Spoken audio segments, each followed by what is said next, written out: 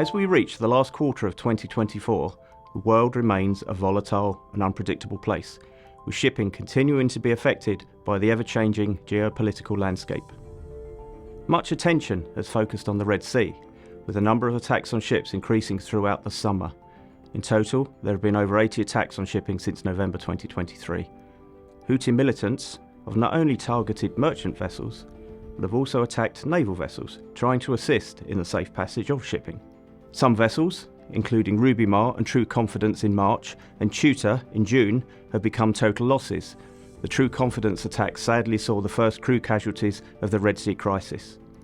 The fate of the crew of the Galaxy Leader, hijacked and taken back to Hodeida in November 2023, remains unknown.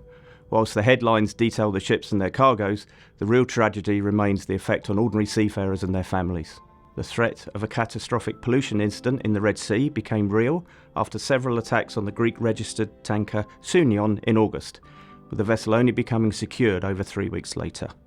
These attacks on shipping mean most ship owners are now diverting around the Cape of Good Hope rather than using the Red Sea, which adds cost to shipping and challenges to supply chains. Cover for vessels that do transit the Red Sea is becoming harder to obtain, especially if the vessel has any links to the US, the UK or Israel. Another interesting dynamic we are noticing is that underwriters are now facing a situation where there are not enough transits to generate a meaningful premium base to cover the losses that have been occurring. With the recent escalation of the Israel-Hezbollah conflict, the outlook for the region becomes even harder to predict. The Russia-Ukraine situation continues to pose a threat to shipping.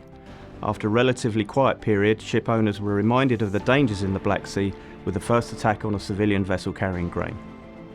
Russian trading remains a challenge for shipping and insurance industries, with navigating through the sanctions regimes becoming ever more complex.